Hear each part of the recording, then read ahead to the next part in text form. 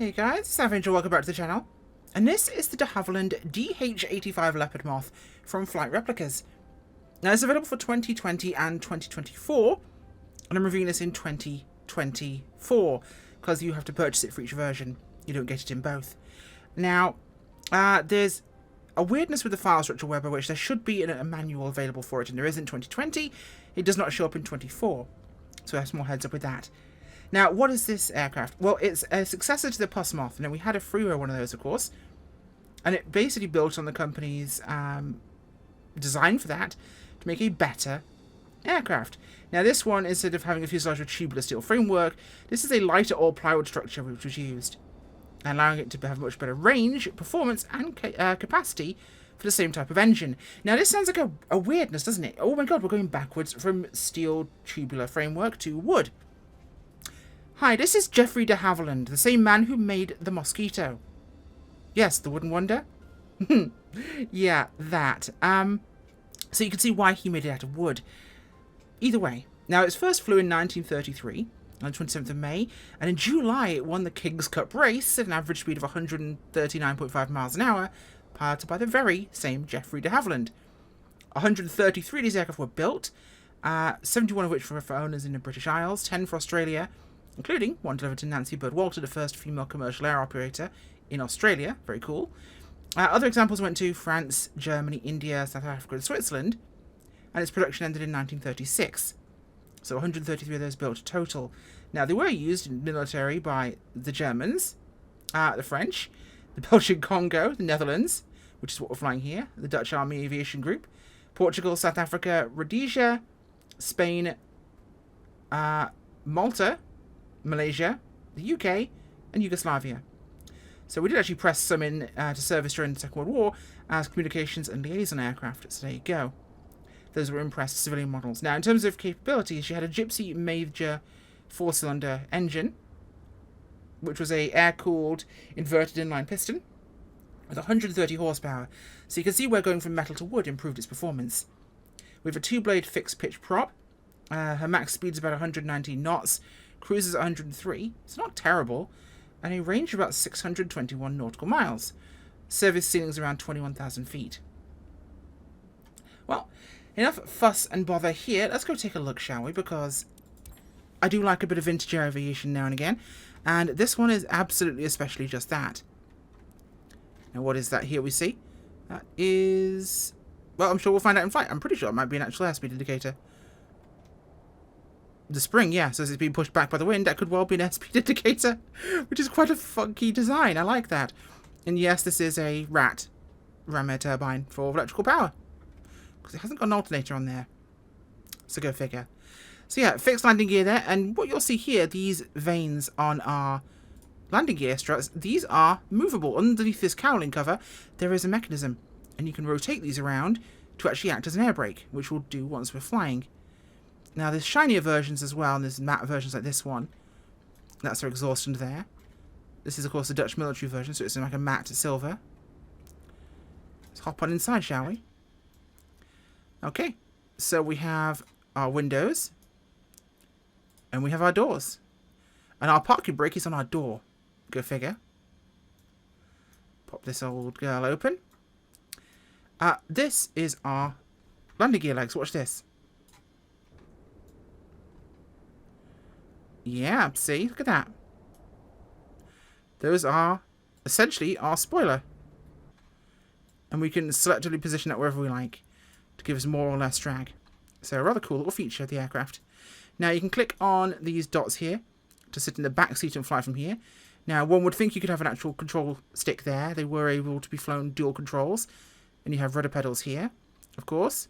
But this one for some reason does not have anything clickable down there. So no matter we can do this, you can't do anything. Up front, of course, we have our rudder pedals under there. Now the thing that kind of these look like possible footrests, but there's nothing linking to them. So yeah, they're just latched footrests for the backseat passenger. So this one I'm assuming isn't set up for dual control, but they could have been. They were capable of doing it. And you'll see down here we have our 2 radios. These don't work properly in 24. Now you can turn them on, as you'll see here.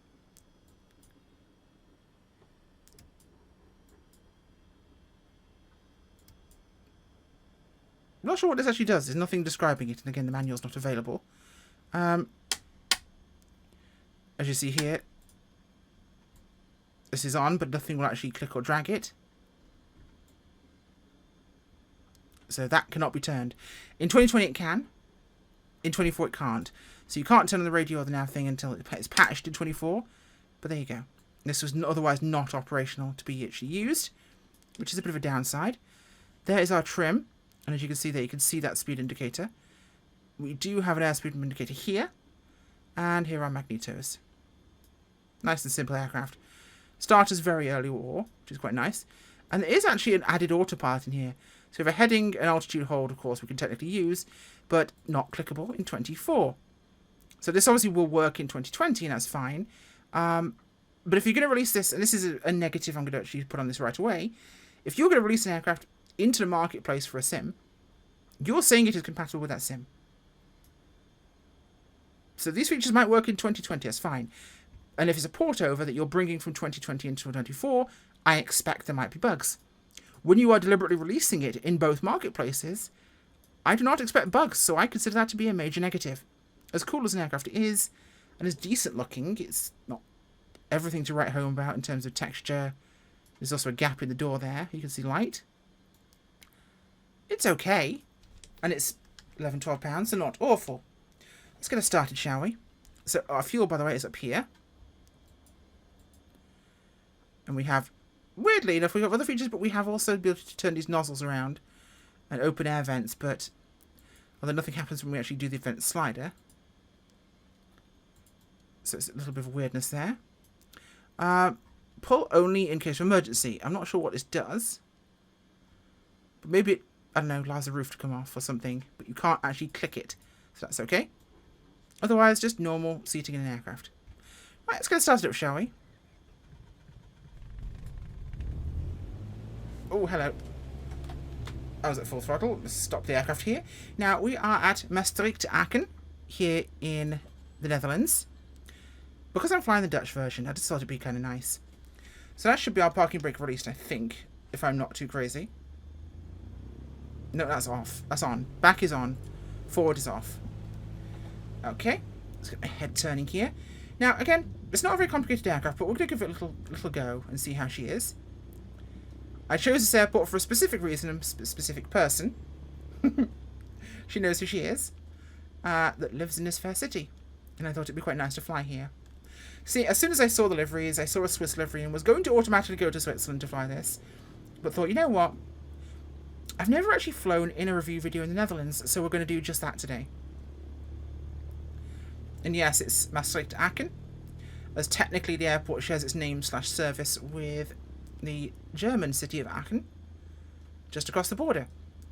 This whole Limburg region is basically one big soup of everything. Let me just blow your mind, as I myself found it blown recently, when heading over to this part of the world, booking flights. Hey, yeah, we can pick you up at Dusseldorf, at Brussels, or Eindhoven. Yeah, they're all about 80 kilometres away, apart from each other, apart from Maastricht. Yeah, that blew my mind. 3 countries, 80 clicks apart each. They're all as far away. It's wild. Okay, so let's get rolling here on the runway. I will say, I do love the early kind of interwar years era of avionics and equipment and aircraft. They always look fantastic. So tail comes up very easily, not particularly difficult at all. Let our speed build here. She wants to lift off very early. She's very light, so you have to think about that. Oh, this runway's still to go, and we're absolutely clear. There we go. Pull back our power here to a nicer setting. Let the nose drop. But yeah, the funny part is flying into Eindhoven is twice the price of flying into Charleroi, aka Brussels. Which is wild, but there you go. Welcome to low-cost airlines. Apparently more people want to go to Brussels than to Eindhoven. Which I can understand, unfortunately. So, what's she look like from the outside? Well, she looks like a small leopard moth. And it is a very pretty little design of aircraft. I could see myself doing something long distance with this.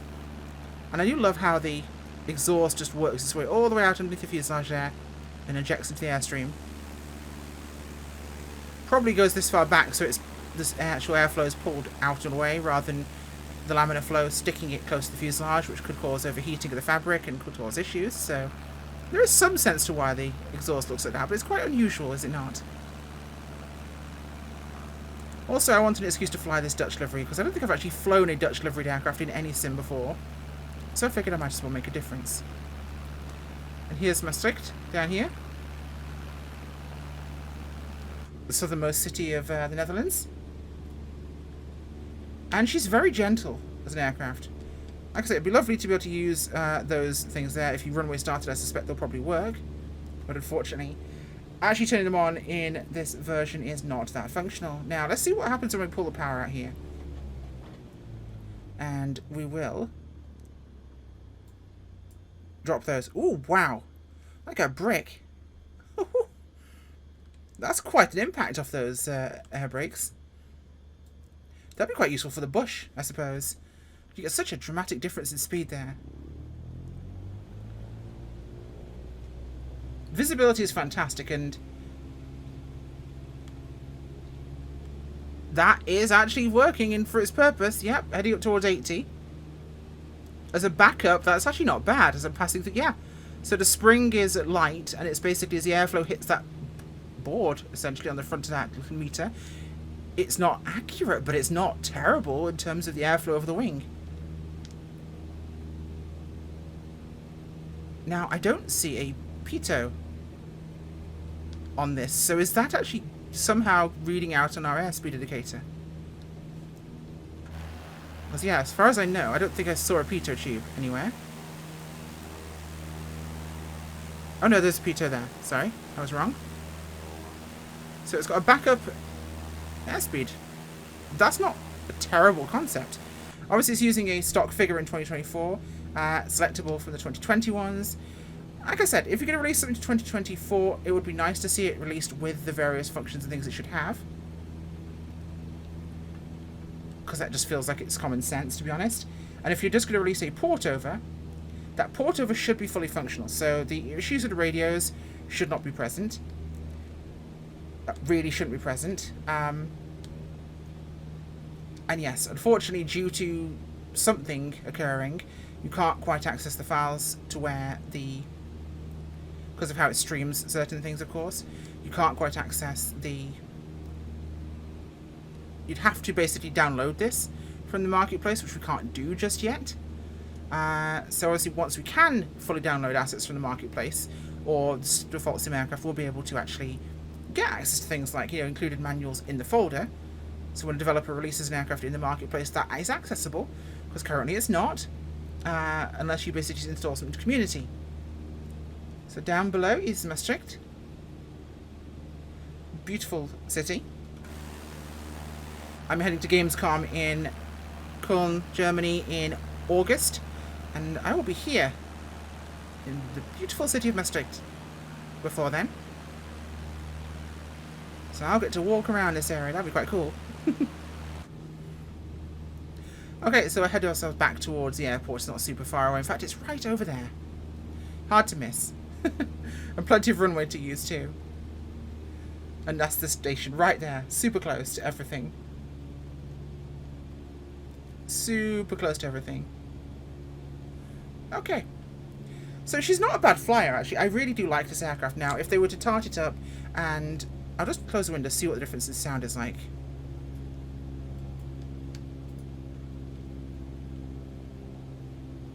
No difference in sound. That's another downside, unfortunately. We'll do a quick stall test while we're here. Okay, keep the aircraft as neutral as we can be. And we'll just... There's no flaps on this aircraft, of course. Probably why the air brakes are so useful is because you haven't got them. I can feel it starting to hit the edge of a stall here. Notice how that's basically at 0 at this speed. It was basically reduced to nothing. The indicator on the wing is not reading anything at all. I'm holding back and it's just... Okay, it drops the nose. Now, I know some of you keen-eyed observers will have noticed something on the wing, and that's these box sections here. Now, those are not flaps, they're removable. Why? Because these wings can be folded. And they need to be removed to basically allow that portion of there to fit over the fuselage here so that it can close. Now, this is technically doable in this add-on. Pictures of it show it. But I've not found out how to do it. It could well be another issue with the sim in terms of how it's interacting with various features that can't be done. So, I don't know. When we go on the ground, I'll just do a quick test or something, but it hasn't worked for me yet. And with no access to the manual, that's impossible for me to do. On their Facebook, Flight Replicas say you can email them for them to send you a copy of the manual, but this seems a little flawed. I would have just included it in the Facebook post if you had to release it separately. I'm not sure what having a manual can do in terms of piracy. Might as well just post it. A lot of developers do that. So we're quite high up here. I'm going to deploy. No, actually, I'm going to keep flying. I want to test something here. See how useful these air brakes are. So we'll keep ourselves flying along here. I could see myself flying a long time in this, and you could even recreate some of those famous flights like the King's Air Race. And that little autopilot is just holding heading and altitude is at least a token stick holder, so you can go to the loo, grab a cup of tea. Right, that's there. So I'm slowing down even at this attitude. Okay, I'm gaining speed now, which is obvious because I'm pointing this at the ground like a lawn dart. But I'm not descending too fast to make this manageable. Like, this is actually doable. Can I land with these out? Time for a test. 105 miles an hour, 106. Pull the nose up. Airspeed's bleeding off very quickly.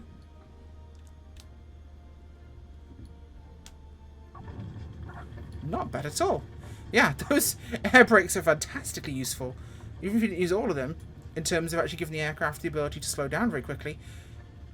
Not bad, actually. I'll give them that. We'll taxi off here, and I think I have an idea that might work. It might not be. I might be crazy.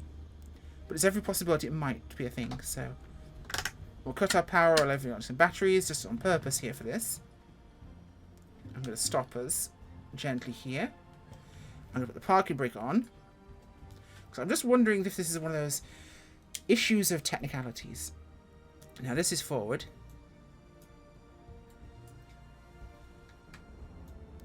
Oh, let's make sure this is recentered. There we go. Now, I would think this is air vent related in my brain. In fact, they probably are air vent related. But there's nothing to actually do with them. And there appears to be nothing else I can click in terms of making those wings fold. And like I said, without access to the manual, it's not possible for me to really tell. And there are no other controls inside the cockpit. Now, I can try Control W for the wing fold command, which I have bound. And Control W does not, in fact, do anything. So if there is a way to do it, it is not knowable to me. I'm sure it is doable. Like I said, there's that tear. You can see how it flickers. That tells me that's a gap in the actual material where that's been bound. So yeah, if there is a way to actually do that, I'm not sure. I wouldn't think you'd put latches inside the cockpit to be able to actually fold the wings. That seems dangerous. So it's possibly something else. And I can't look back there and pull out those sections, if you will. I'll try something really quickly here. Nope, not that. Sometimes might be clicking through things might not make it work. There appears to be nothing clickable on the outside to do so. Worth a check sometimes, see if anything highlights. Because people will bury sometimes very secretly hidden controls for various activations. Nothing there. Okay, so that aside, it's a fun little aircraft. It has bugs in 24. I have asked somebody. They don't exist in 2020. I'm not buying the aircraft twice. I do apologise, guys. But I know someone who's got it in there, and those things do function. I just don't know what the command for the wings is. But otherwise, if you like historic stuff, it's not bad, actually. For a tenner, not terrible, and hopefully they'll patch it. So, thanks for watching, and I'll see you all soon. Bye!